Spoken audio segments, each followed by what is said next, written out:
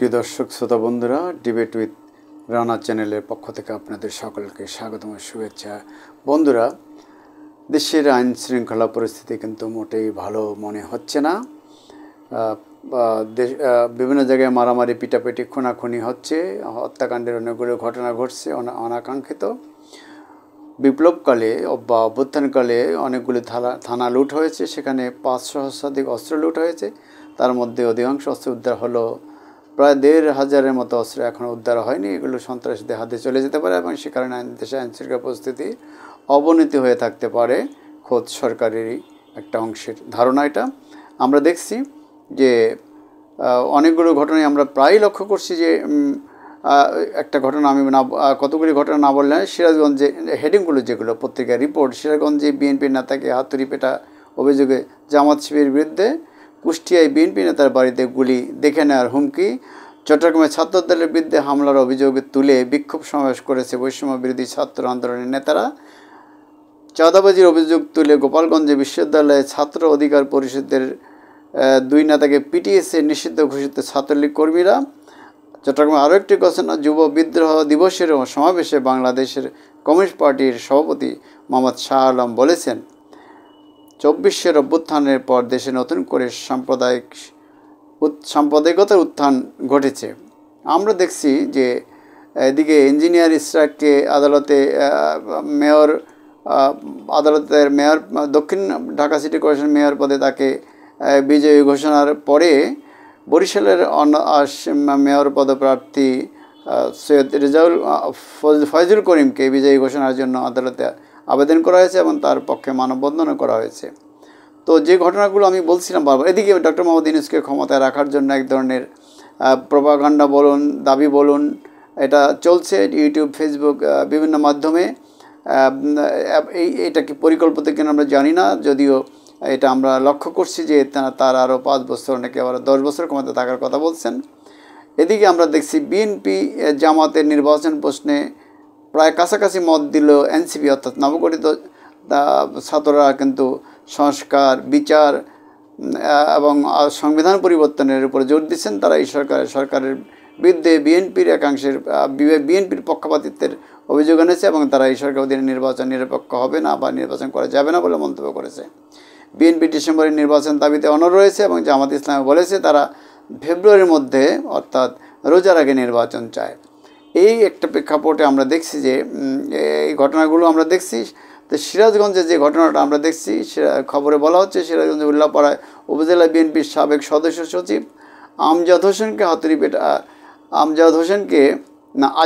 হাতুড়ি পেটা করা হয়েছে।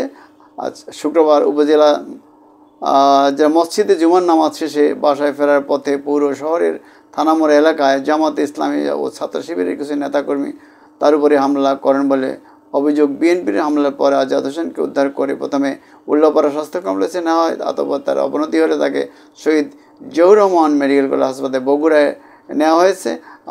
আমজাদ হোসেনের শেরগঞ্জ জেলা বাস টার্মিনালের কোচ মালিক সমিতির একজন নেতা। স্বাস্থ্য কমপ্লেক্সের আবাসিক চিকিৎসক শামিউল ইসলাম প্রথম আলোকে বলেন, আমজাদ হোসেনের মাথায় হাতুড়ি দিয়ে পিটিয়ে আহত করা হয়েছে এবং মাথার খুলি ফেটে গেছে। প্রাথমিক চিকিৎসা দিয়ে তাকে বগুড়া শহীদ মেডিকেল কলেজ হাসপাতালে পাঠানো হয়েছে। এই যে ঘটনাটা, আরেকটা ঘটনা আমরা দেখতে পাচ্ছি যে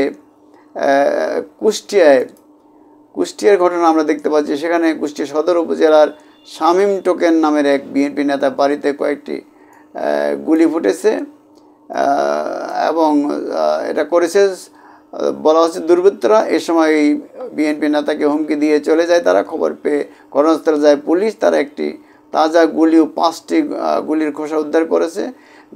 বৃহস্পতিবার দিবাগত রাত 1:30টার দিকে কুষ্টিয়া সদর উপজেলা উজান গ্রাম ইউনিয়নের দুর্বাচর এলাকায় ঘটনা ঘটে। ইসলামী ছাত্র বিশ্ববিদ্যালয়ের থানার ভারপ্রাপ্ত কর্মকর্তা ওসি মেহেদি হাসান বিষয়টি নিশ্চিত করেছেন। ভুক্তভোগী বিএনপি নেতা শামীম টোকেন উজান গ্রাম ইউনিয়ন বিএনপির সাবেক সভাপতি ও সার্চ কমিটির সদস্য। তিনি বীর মুক্তিযোদ্ধা মৃত ক্যাম্প ফজলুলের ছেলে। শামীম টোকেন বলেন, বৃহস্পতিবার রাতে আমি ঘুমিয়েছিলাম, হঠাৎ অজ্ঞাত ব্যক্তিরা বাড়িতে এসে গেট ধাক্কা দিয়ে খুলতে বলে। আমি গেট না খুললে তারা কয়েকটি গুলি ছুড়ে এবং বকাবকি করে কিছুক্ষণ পর দেখে নেওয়ার হুমকি দিয়ে চলে যায়। তিনি বলেন বিএনপির করার কারণে এর আগে 4 বার আমার বাড়িতে ভাঙচুর ও লুটপাট হয়েছে। আওয়ামী লীগ সরকারের সময় আমি চরমভাবে নির্যাতিত। এই ঘটনায় কয়েকজনকে সন্দেহ করেছি, পুলিশ সেই তথ্য দিয়েছি, তারা বিষয়টি নিয়ে কাজ করছে।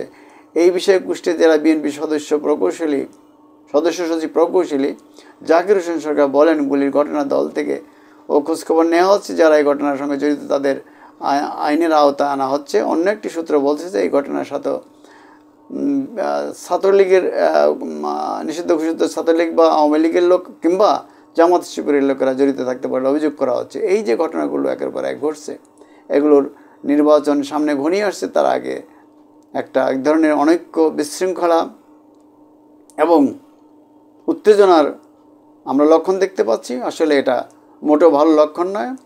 আমরা শান্তি চাই, শৃঙ্খলা চাই, উন্নতি চাই, দেশের অগ্রগতি চাই, মানুষের কল্যাণ চাই। অতএব এগুলো থেকে আমাদেরকে বেরিয়ে আসতে হবে। এবং আমরা দেখছি যে আসলে বিপ্লবোত্তর বা অভ্যুত্থানের পরবর্তীতে ছাত্রদের মধ্যে এক ধরনের বেপরোয়া মনোভাব তৈরি হয়েছে। তারা কোনো কিছু মানতে চান না। তারা মনে করেন যে তারা সব কিছু বোঝেন এবং সিনিয়ররা কিছু বোঝেন না, এই ধরনের মনোভাব। হ্যাঁ, আমরা ছেলেদের বা ছাত্রদের একটা যে বিপ্লবের পক্ষে তাদের যে অবস্থান সেটাকে সমর্থন করি, কিন্তু তাদের তো সৎ থাকতে হবে। চাঁদাবাজি তাদের করা যাবে না, অন্যদেরও চাঁদাবাজি করা যাবে না, কিন্তু ছাত্রদের করা যাবে না। গণতন্ত্রের উত্তরণে তাদের কাজ করতে হবে, দেশের উন্নয়নে কাজ করতে হবে, জনগণের উন্নয়নে কাজ করতে হবে, সকলকে মিলে। এই দাবি তো সকলেরই। খোদা হাফেজ, ধন্যবাদ।